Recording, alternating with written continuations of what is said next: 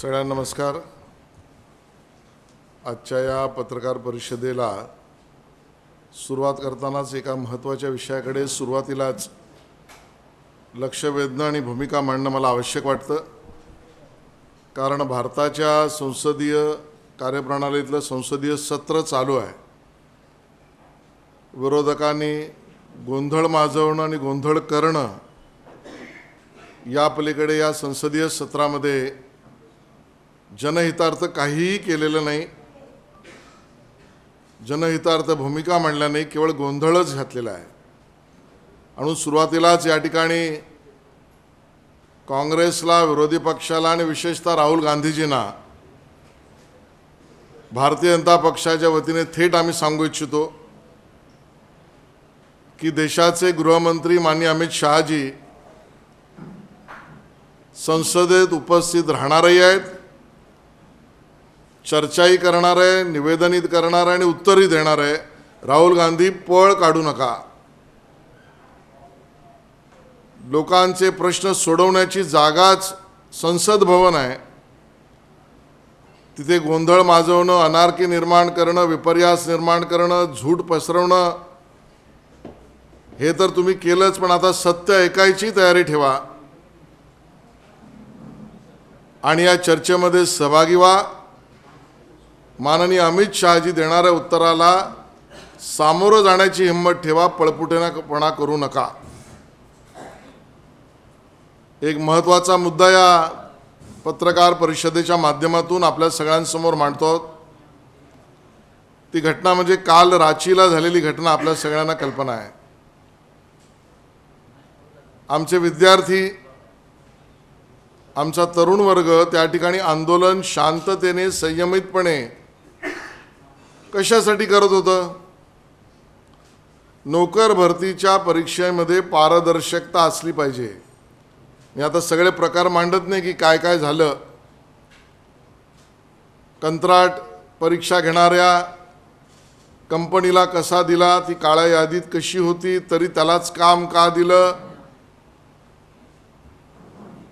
रिकामे पेपर दिलेल्या लोकांचे उत्तर भरण्याची कामं कुठे झाली? आणि मग गुणवत्तेची ऐशी की तैशी काय झाली? सगळे आरोप तुम्हाला माहिती आहे।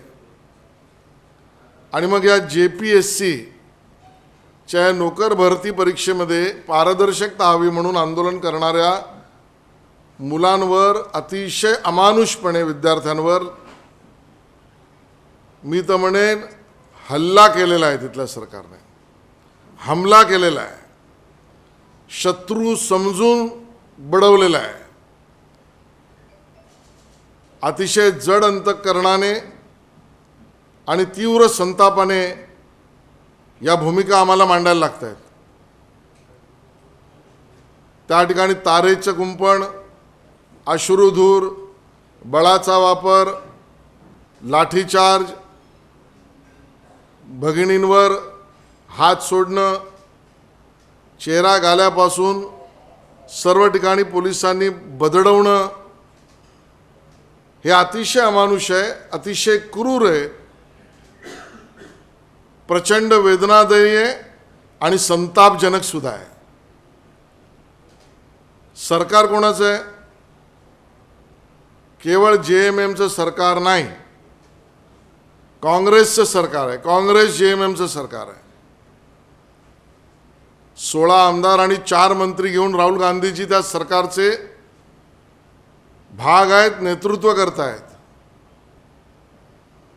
आणि मग अशा वेळेला या आंदोलनामध्ये बळाचा वापर का केला?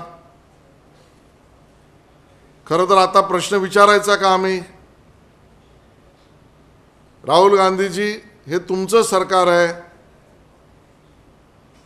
तुम्ही आता या पोलिसांनी बळाचा वापर करावा, माता भगिनींना, महिलांवर त्या ठिकाणी हमला करावा, हे आदेश कोणी दिले होते? हा प्रश्न आम्ही विचारायचा का? आता कोणाचा राहुल गांधी राजीनामा घेणार आहेत का देणार आहेत? आणि त्यामुळे सर्व दुर्दैव यासाठी आहे, अमानुष यासाठी आहे, कारण या विद्यार्थ्यांनी रांचीमध्ये बसलेल्या विद्यार्थ्यांनी कुठलाही अपमानास्पद, अश्लील किंवा आपत्तीजनक भाषेचा उपयोग केलेला नाही. ते आपल्या मागण्यांवर बोलत आहेत आणि त्यामुळे अशा कुठल्याही अश्लील, आपत्तीजनक, अपमानास्पद भाषा न वापरता सुद्धा त्या विद्यार्थ्यांवर तुम्ही अश्रुधुरापासून विद्यार्थिनी महिलांवर हात टाकेपर्यंत सोरेन आणि राहुल गांधी यावर देशाच्या समोर काय भूमिका मांडणार आहेत, हा आमचा सवाल आहे. भारतीय जनता पार्टी या विद्यार्थ्यांच्या मागणीच्या संपूर्ण समर्थनार्थ आहे, मागे उभी आहे. या आंदोलनात संयमी भूमिका घेणाऱ्या विद्यार्थ्यांना समर्थन आमचं आहे आणि सरकारमधल्या ज्या लोकांनी किंवा पोलिसांनी संयम सोडला त्याबद्दल स्पष्टता राहुल गांधीजी आणि सोरेनजी यांनी द्यावं अशी आमची मागणी आहे. नाही, पंतप्रधान उत्तर द्यायला सभागृहात अमित शहाजी तयार आहेत. पळपुटेपणा का करताय नानाजी? आणि निषेध करताय ना, मग आपल्या 4 मंत्र्यांना राजीनामा द्यायला सांगणार आहेत का? ज्या सरकारने माझ्या मुलांवर, तरुणांवर, विद्यार्थ्यांवर, तरुणींवर, त्यांच्या विविध भागांवर, अवयवांवर आणि त्यांच्यावर हमला केला त्या सरकारमधून आम्ही थेट बाहेर पडतो. ही भूमिका काँग्रेस का घेत नाही आहे?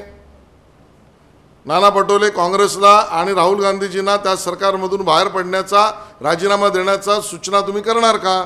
हाच त्यांना माझा सवाल आहे.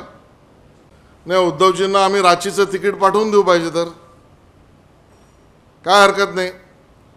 आमची युवा मोर्चाची मंडळी त्यांना मदत करतील, रांचीचं तिकीट देतील. तिथे रांचीच्या विद्यार्थ्यांबरोबर भारतीय जनता पार्टी उभी आहे. आता उद्धवजी तुम्ही रांचीला यायला तयार आहात का? का जात नाही आहात? आता कंठशोष तुमचा का झाला आहे?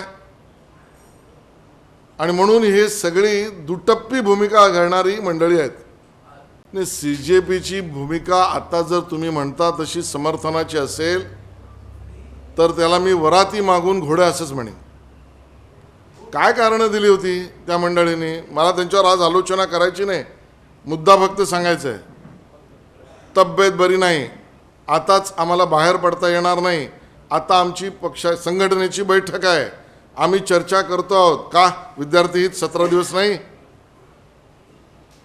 CJPला 17 दिवस तिकडच्या विद्यार्थ्यांचं हित दिसलं नाही कारण त्यांचा बोलवता धनी, त्यांचा मालक त्यांना फरमान देत नाही असं आम्ही समजायचं? मालकाने, बोलवत्या धन्याने फरमान दिल्यावरच ही CJPची मंडळी आपल्या जागेवरून हलणार. आणि काँग्रेसला तर कालही विद्यार्थी, युवकांशी, युवतींशी, तरुणींशी काहीच लेणं देणं नव्हतं. हे आता स्पष्ट झालं आहे. ज्या ठिकाणी राजकीय द्वेष पसरवता येईल त्या राजकीय द्वेषाचे जनक, मूलक हे राहुल गांधी आणि काँग्रेस आहे. इंडिया आघाडीच या झारखंडमध्ये आणि रांचीमधल्या मुलांच्या वर हमला करणारे हल्लेखोर आहेत. आणि त्यामुळे इंडिया आघाडीत विशेषतः काँग्रेस आणि विरोधी पक्ष हे हमलेखोर असल्यामुळे त्यांना आता तोंड दाखवायला जागा नाही. काँग्रेस आणि राहुल गांधीजी यांची भूमिका दुटप्पी आहे. छात्रों की गूंज म्हणणारे राहुल गांधीजी, रांची की गूंज उनको सुनाई नहीं पड़ रही है. रांची की गूंज यासाठी कानाचे पडदे बंद केलेत का त्यांनी? आणि बरोबरीने विरोधी पक्षात असलेले इकडचे राज ठाकरेजी आणि उद्धव ठाकरेजी यांची सुद्धा बोबडी बंद का आहे? आज ते युवक नाहीत, त्या आमच्या तरुणी नाहीत, आज रांचीमधले आमचे विद्यार्थी नाहीत. मग हे जर विद्यार्थी, तरुणी, युवक यांच्यावर लाठीचार्ज होता तर मातोश्री आणि शिवतीर्थचे दरवाजे बंद का आहेत? आता प्रतिक्रिया द्यायला कंठ बोलत का नाही? का कंठ शोष झालाय? आणि त्यामुळे विरोधी पक्ष हा कधीही विशेषतः काँग्रेस आणि त्यांचे मित्र यांनी विद्यार्थ्यांचं हित याहीपूर्वी कधी बघितलं नव्हतं, आजही बघत नाहीत. राजकीय सोयीची भूमिका हेच त्यांचं धोरण आहे आणि म्हणून त्यांचं हे नौटंकी आंदोलन संसदेच्या इथे चालू आहे. विद्यार्थ्यांवरचं त्यांचं प्रेम हे पुतना मावशीचं आहे, हे आता सिद्ध झालेलं आहे. रांचीबद्दल काय बोलणार आहेत ते आधी सांगावं. रांचीबद्दल कधी ते जाणार आहेत आंदोलनाला ते सांगावं. विषय तर कोणी घेऊ शकतात, त्याच्याबद्दल आमचं काही दुमत नाही. पण सिलेक्टिव्ह आंदोलन, सिलेक्टिव्ह मुद्दे आणि सिलेक्टिव्ह पार्टीबरोबर संधान आणि म्हणून CJPची कार्यपद्धती सिलेक्टिव्ह आहे, ती सर्वसमावेशक नाही. ते आता उघडे पडलेले आहेत. नाही, CJPची भूमिका आता जर तुम्ही म्हणता तशी समर्थनाची असेल तर त्याला मी वराती मागून घोडे असंच म्हणेन. काय कारणं दिली होती त्या मंडळींनी, मला त्यांच्यावर आज आलोचना करायची नाही, मुद्दा फक्त सांगायचा आहे. तब्येत बरी नाही, आताच आम्हाला बाहेर पडता येणार नाही, आता आमची संघटनेची बैठक आहे, आम्ही चर्चा करतो आहोत. का विद्यार्थी हित 17 दिवस नाही? CJPला 17 दिवस तिकडच्या विद्यार्थ्यांचं हित दिसलं नाही, कारण त्यांचा बोलवता धनी, त्यांचा मालक त्यांना फरमान देत नाही असं आम्ही समजायचं. मालकाने, बोलवत्या धन्याने फरमान दिल्यावरच ही CJPची मंडळी आपल्या जागेवरून हलणार. आणि काँग्रेसला तर कालही विद्यार्थी, युवकांशी, युवतींशी, तरुणींशी काहीच लेणं देणं नव्हतं, हे आता स्पष्ट झालं आहे. ज्या ठिकाणी राजकीय द्वेष पसरवता येईल त्या राजकीय द्वेषाचे जनक, मूलक हे राहुल गांधी आणि काँग्रेस आहे. हे दुःख मराठी माणसाचं, मुंबईकराचं जे आहे त्याच्यावरच उत्तर म्हणून देवेंद्रजींच्या सरकारने BDD चाळीचा पुनर्विकास, आमच्याकडे असलेला कुंभारवाड्याचा पुनर्विकास, अभुदयनगरचा पुनर्विकास, म्हाडाच्या CNDमध्ये पुनर्विकास, कारण आमचा माणूस इथेच राहायला पाहिजे आणि नवीन घरांची निर्मिती करून ती परवडणाऱ्या दरात इथे मिळालीच पाहिजे, यासाठी काम केलं आहे, करतो आहोत आणि त्यामध्ये जनतेला त्यातनं आम्ही दिलासा देऊ.